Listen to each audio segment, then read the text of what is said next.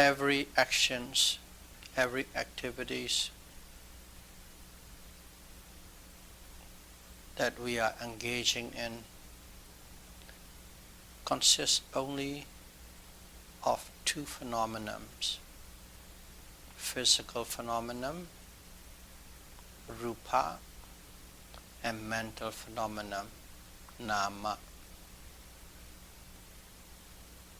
Physical and mental phenomena. We are in retreat, so we are always in the meditation mode.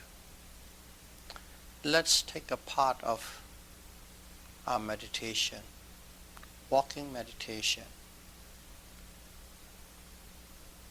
Of course, I'm walking. I'm doing the walking meditation.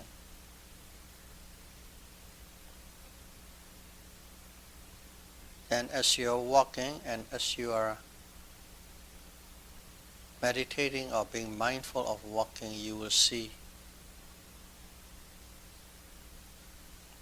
there's intention to walk. That is the nama, mentality or mind. And then because of that intention, there's a stepping movement.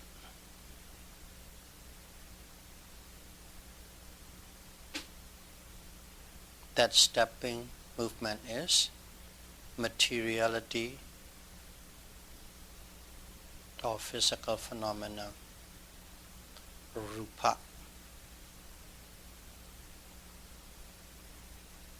And then as you are taking a step and being mindful of it, you become aware, you know that stepping movement. So there's a knowing phenomenon of the step. That is nama, the mind. These three, intention and the action that follows due to intention, and knowing of that action because you are exercising mindfulness. These three stages occur again and again repeatedly as you are walking. Intention, movement, knowing. Intention, movement, knowing. That is what we call I am walking. We always say I'm walking, he is walking, we are walking. But actually, what it really is there is intention, movement, and knowing of the movement.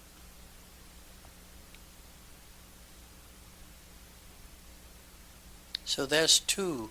One is intention, one is knowing. Of course, we coin the word intention and knowing. They are both nama, mind. Nama, mind. So, this intention and knowing took place. Why?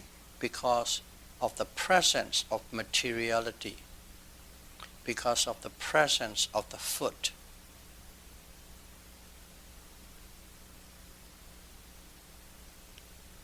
Without the foot, there could be no intention. Without that foot, there could be no knowing of the stepping.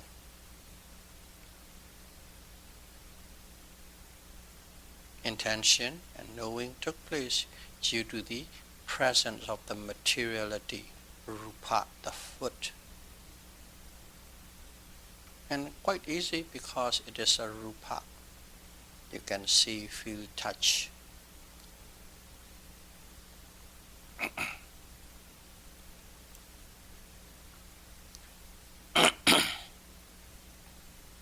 But it is quite difficult to know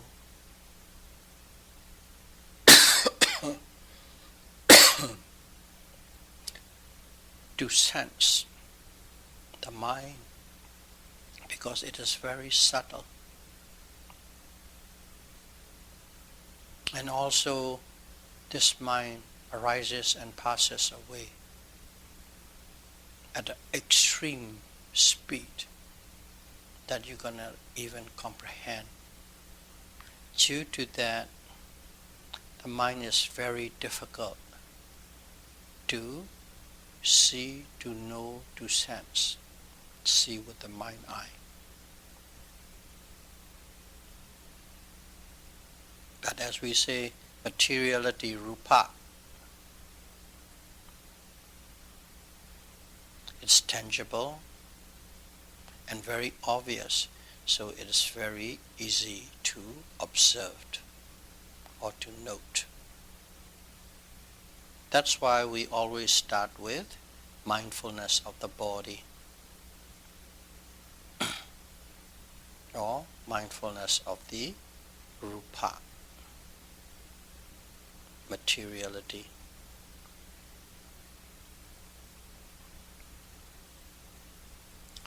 To sense or to know the mind in your walking process, one need to slow down considerably the stepping movement. Slow down. That's why slowing down comes in, so that we would be able to sense the mind, the work of the mind. Slowing down is not enough, and then you must be paying laser-like attention towards that stepping movement.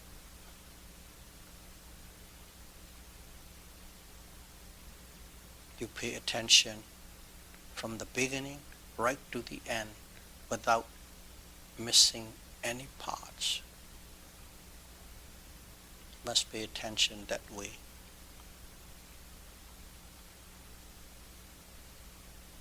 Only then you will come to know or aware of the intention to step, which is the mind. And also the knowing of the stepping movement.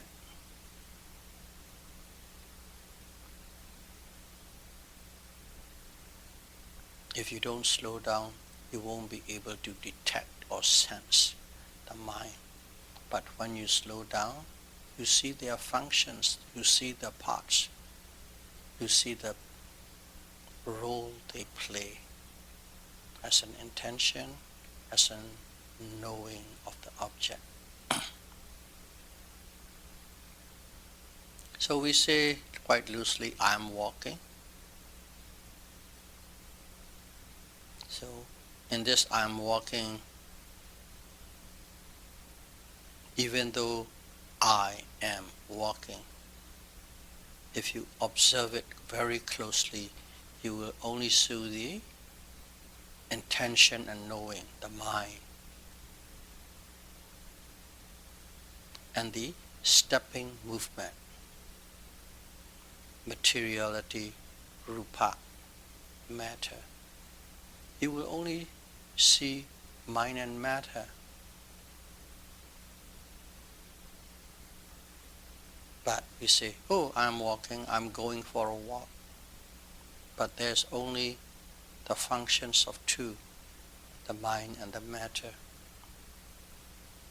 There's no self in that walking. There's no person in the walking. Only the functions of this, nama and rupa. And always they are constantly arising and passing away.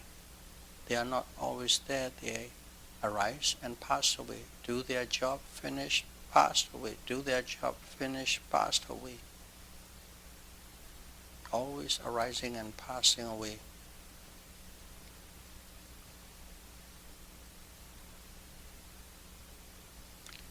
In this practice or observation of the walking, okay, whether it is walking or sitting or observing daily activities in a full mode retreat, full mode meditation, if you practice hard enough, you will reach to a stage that you can drop labeling. Before, we always have to label, especially at the beginning. Lifting, pushing, dropping, lifting, pushing, dropping. Totally synchronizing the actual movements and the words and the knowing. But once you mature, you'll find that labeling is not necessary. Not only that it is not necessary, it becomes an obstacle. And at that moment, the teacher will tell you, drop it. Drop the labeling, simply observe.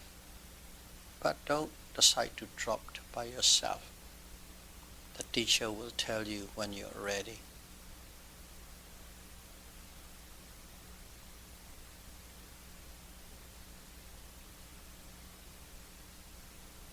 And at that stage, when you can drop labeling, what's happening is you will vividly see, vividly be aware that all activities that you are doing, whether sitting or walking or lifting or pushing or dropping, any activities, they consist of nothing but only intention and the object that's involved. Walking, that's a foot, rising and falling of the abdomen in sitting meditation.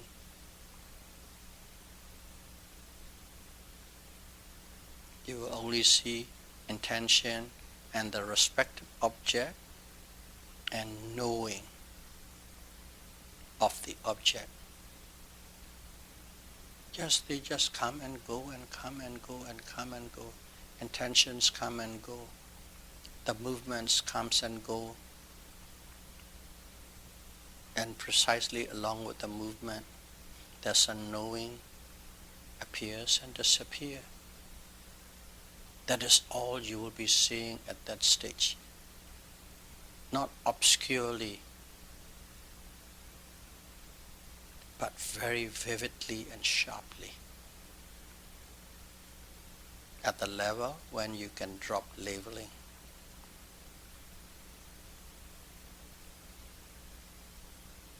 At that stage, what it means is you have abandoned the wrong view of self, Sakkaya Ditthi, the wrong view of self. Before you believe or you take it, I am walking, she is walking, he is walking, a person is coming, a person is going. You see with an identity, a person, an individual. But now you don't see that person anymore. You only see the intention, the object, and the knowing of the object. And when you see that way, at that moment it is said you have abandoned the wrong view of self, Sakkaya Ditthi. We have talked about Sakkaya Ditthi before, but let's have a little review. What is Sakkaya Ditthi?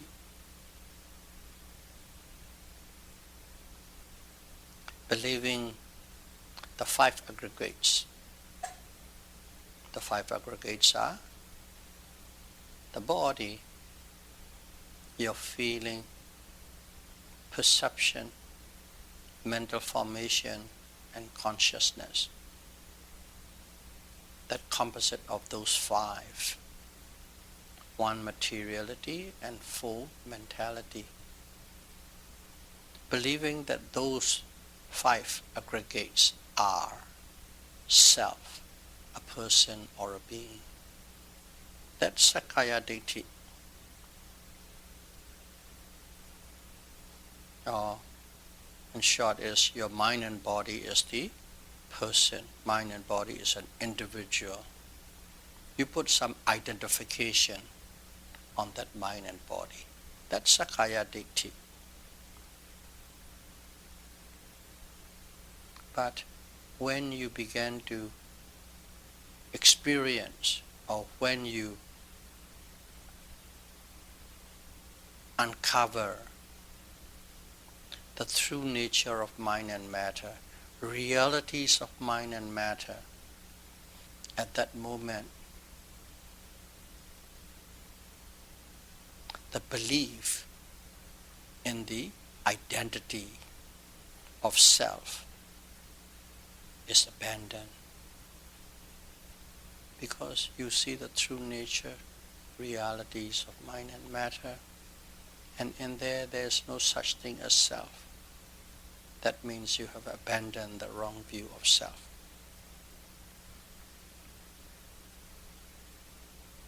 That's Sakkaya Ditthi. But there are people who believed in the concept of soul, a soul, eternal, forever, indestructible, going from life to life, jumping from body to body. That is the concept of eternal soul. In Pali, it's called Atta Ditthi.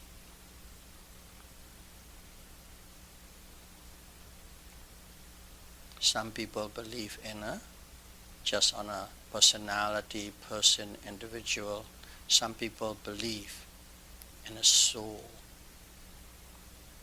But the same thing, when you are investigating this mind and matter, in that process, when you know the realities and true nature, people who believe in soul will find out there is no such thing that you can put your finger on as a soul, as a spirit, or an entity. You can't put your finger there because it's not there.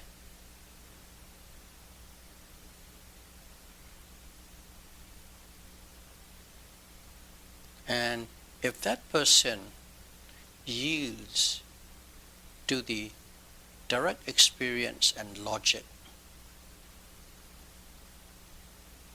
and also letting go or not grasping on the upholding belief of soul, because that's your belief. And if that's the case, one can abandon the belief in the view of soul. So whether you abandon the identity of self or the existence of a soul,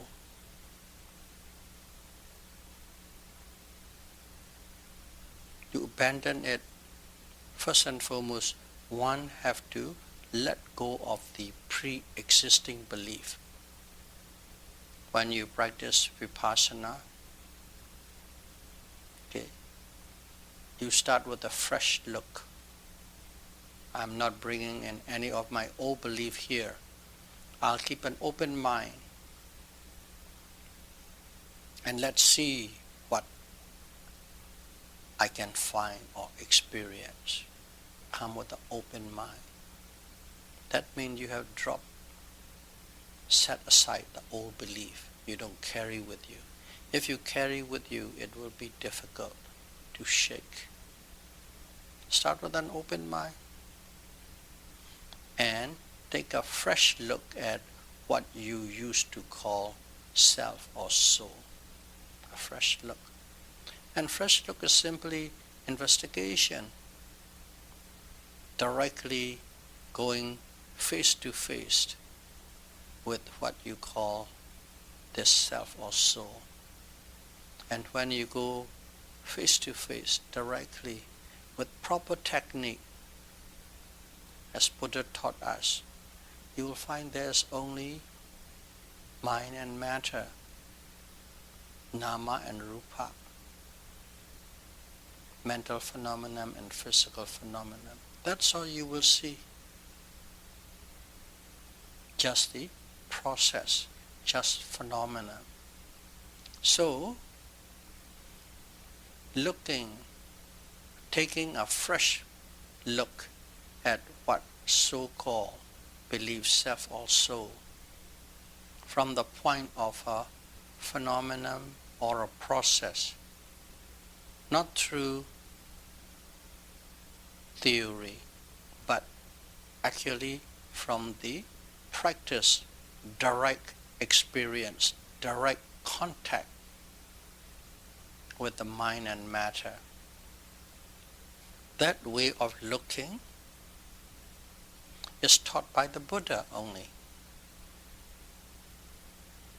And that way of looking as a phenomenon, as a process to the self or soul, taught by the Buddha, we called it, we dubbed it, we name it the right view. Samadhi, the right view. Samadhi. When we say we, the Buddhists, other people may not or will not. The Buddhists view as the right view, Samadhi, simply a phenomenon and process playing, doing their job.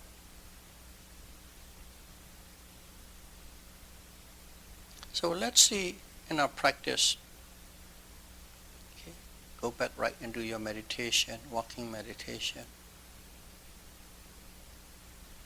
There's an intention arises, intention to walk. That's the intention to take a step.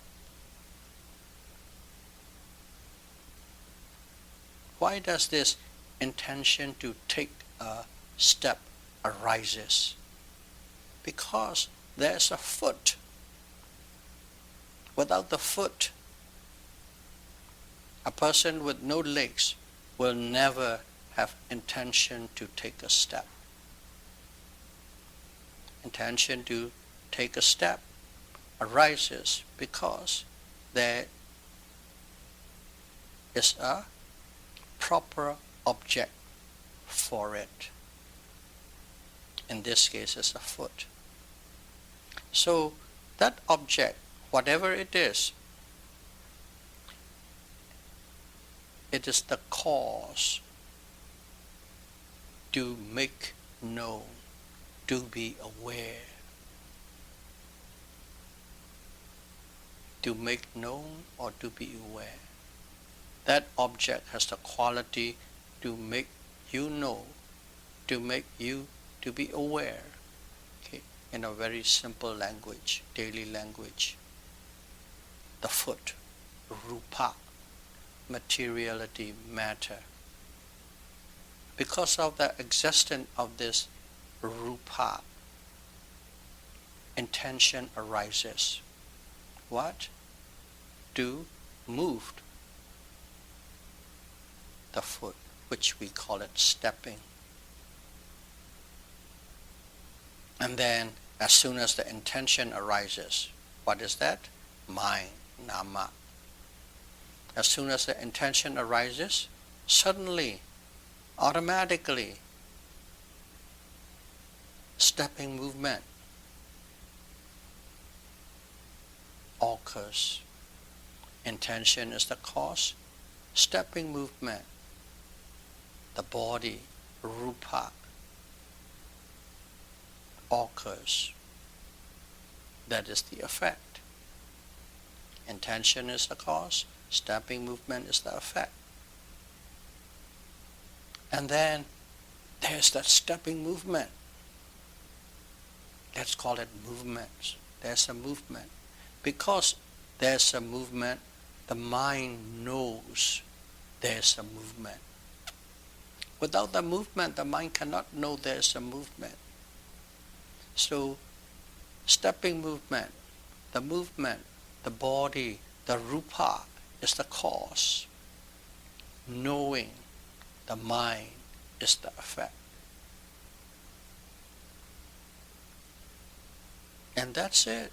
And that process, cause and effect and cause and effect and cause and effect of intention, object, and knowing. We call it, I'm walking, I'm going for a walk, I'm stepping. That's how we communicate, and that's how we sense, and that's how we believe. I am stepping. We identify the stepping or walking with the I. But in fact, these are physical and mental phenomena operating through the change of cause and effect. Once a yogi discerns intention, materiality, the object, and knowing of the object. It's a series, nama, rupa, nama, in all the activities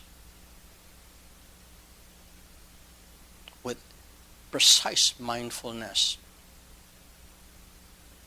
Okay.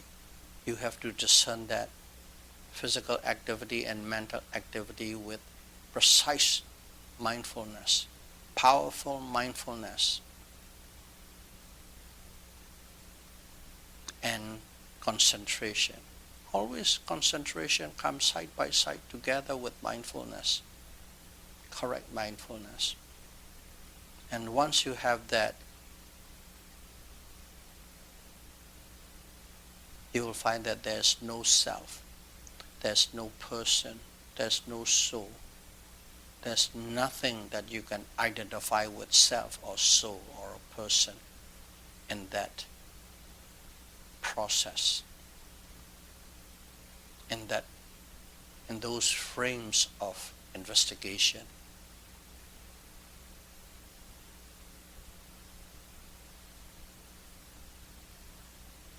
But to arrive to that stage is not an easy task. It doesn't just fall on your lap. One needs commitment to this vipassana practice. Commitment, determination,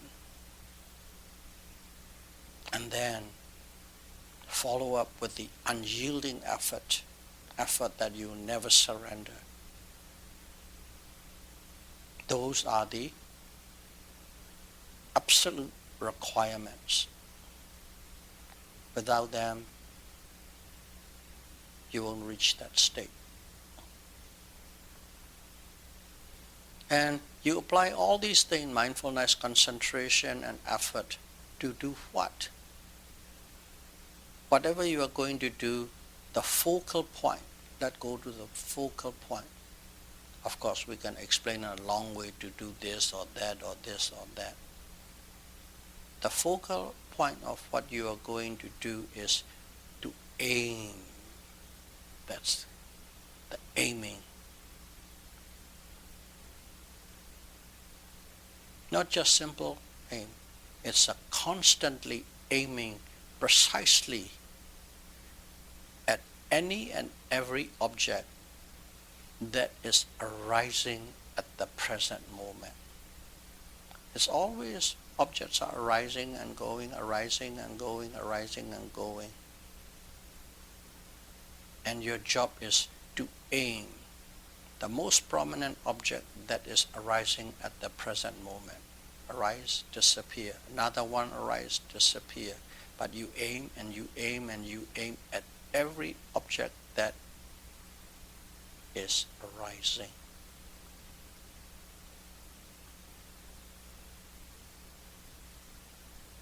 And if you can consistently and continuously able to aim at the object that is arising at the present moment, you have established the right mindfulness. You have established the right concentration. And then insight will unfold by itself. All that you need is aim, aim, aim, aim, without missing any object of every present moment. Aiming.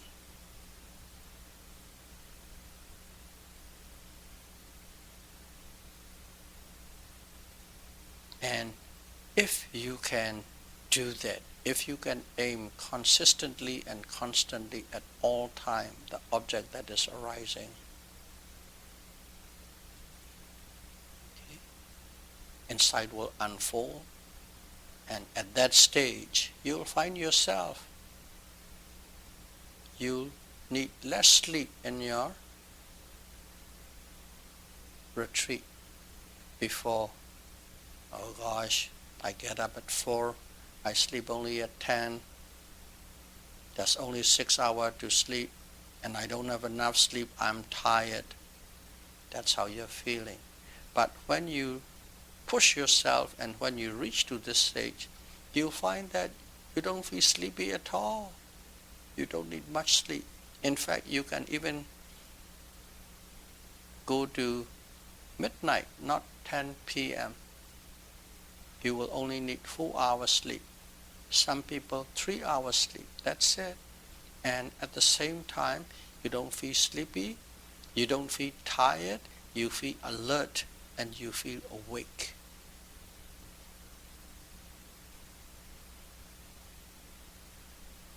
So scriptural word, at that moment, in those moments, you have overcome sloth and torpor.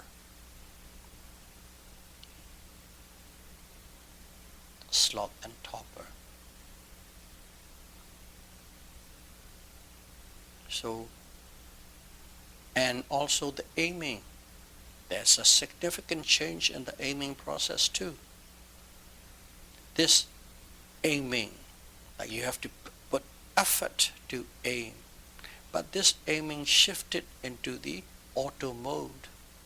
What it means is, without putting effort, your mind is directly going to the object that is arising, automatically going there, automatically going there. It is ready to receive what is coming. Auto mode, auto aiming mode. Shift it. You don't have to apply effort. That's why your energy is less spent. That's why you are not sleepy. That's why you are alert.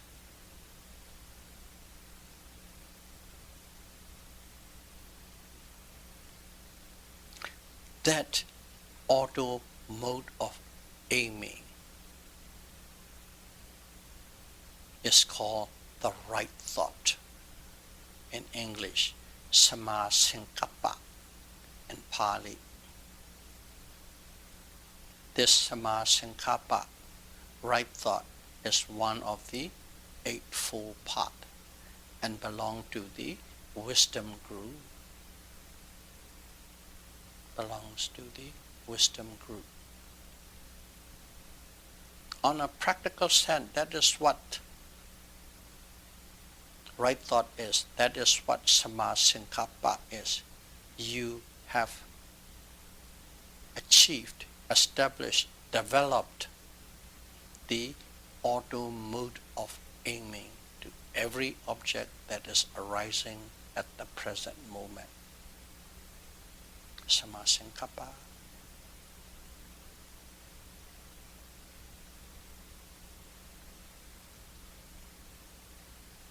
And with that right aim, okay,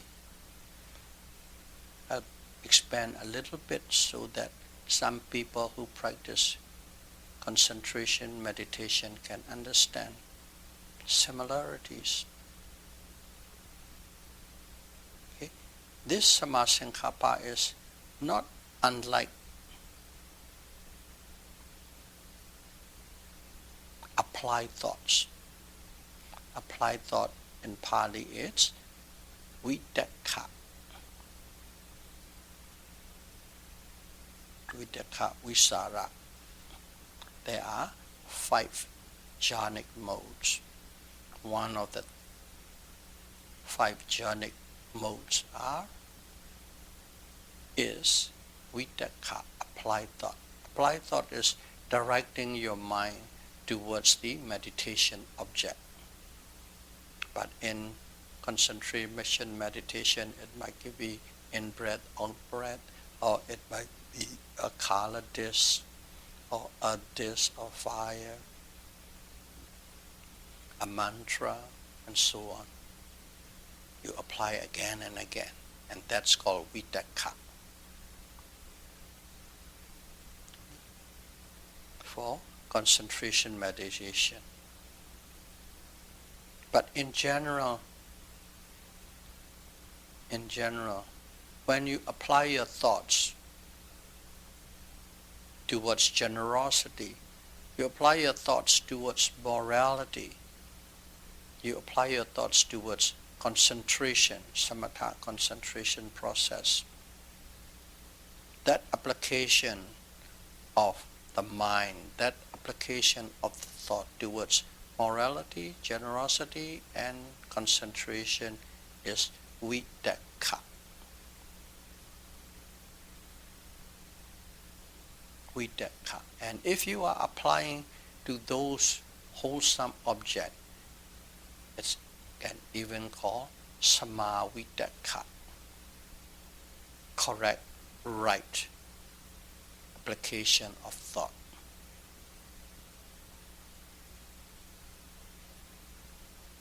To dana, sila, and samadhi. And let's say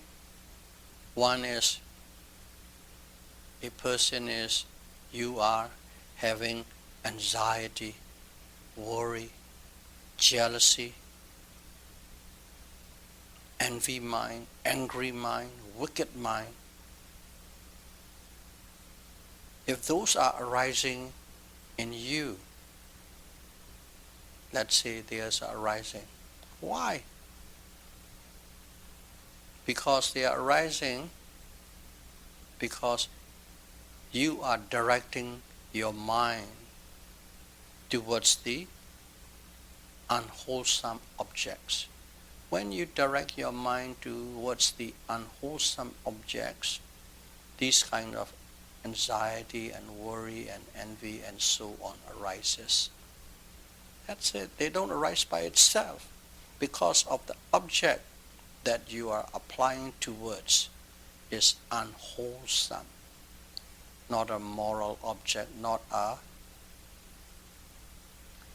object related with generosity or deep concentration. The reason for all these angry mind, wicked mind is because one is applying the mind towards the unwholesome object. That kind of mind, that kind of application towards the unwholesome object is called Miccha Vidakha. Basically, wrong thoughts, wrong applications of thought towards the wrong object, unwholesome object. Miccha Vidakha. So, Miccha Vidakha, wrong application of mind or wrong thought, and simply Vidakha, it is the right application of thought towards the wholesome object. Basically, it's the object that is conditioning your thoughts. your application of thoughts.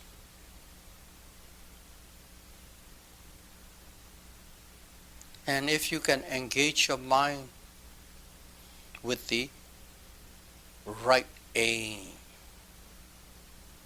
okay? In samatha meditation, we say right thought. In vipassana meditation, we call it right aim.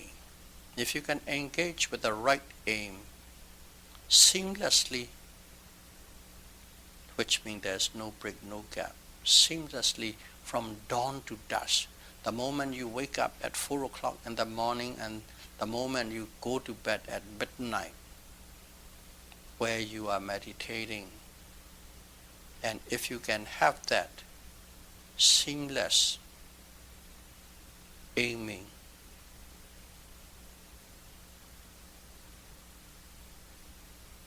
one of my teachers said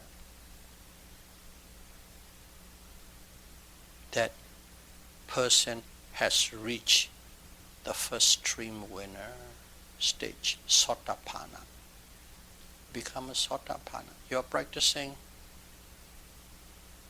in a retreat, and one day you found out from the moment you wake up till you go to bed, for about 16 hours, you have the constant auto right aim. And if that's the case, you can consider yourself, you have become Sotapanna, a stream winner, the first noble person. Just a little indicator, one of the indicator how to measure a person is Sotapanna.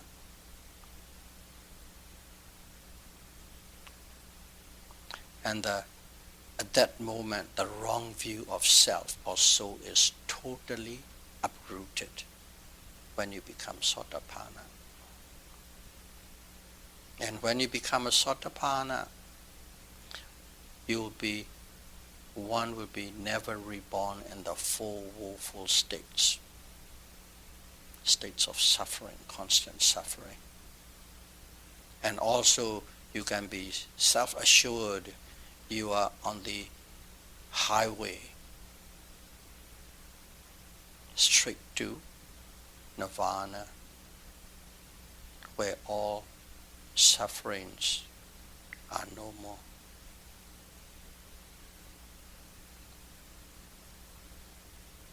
And why is that? Because one is now totally free from the distorted view of individuality, personality, self, soul, or a being. You're free from that distorted view. And one totally understands from direct experience this mind and matter are only physical and mental phenomena.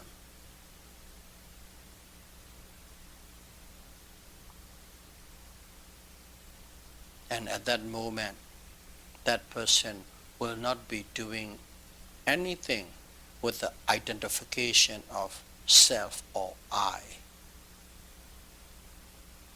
Or they would not be doing things for self-interest only. Whatever they do, there's the benefits for others, which include yourself, not only self-interest. Those are the little benefits we get when you become a Sotapanna. You are for the many.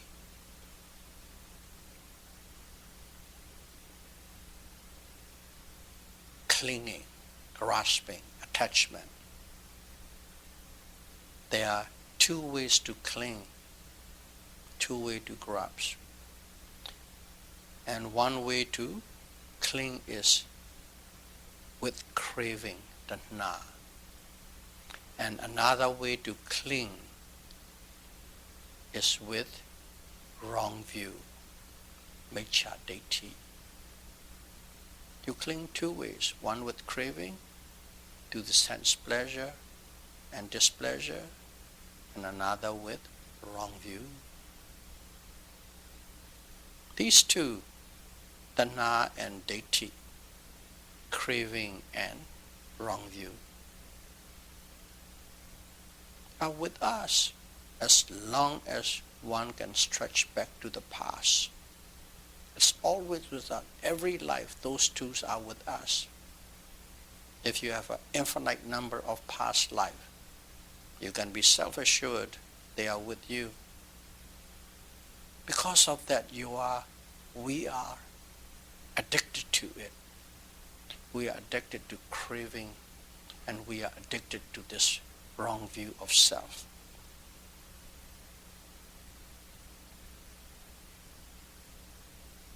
But you two are the group who are practicing, of course, this mindfulness insight meditation. In the past life, we have done some karmic actions, or you can call it parami. We have done enough parami, enough. In this life, we are here at the presence of the Buddha Sasana, at the presence of the Buddha's teaching. And we are in the right environment to practice, meet the right teacher, got the proper teachings, and we are practicing. We are quite, loosely speaking, lucky, but it is our own past actions, the parami, that bring us to this spot.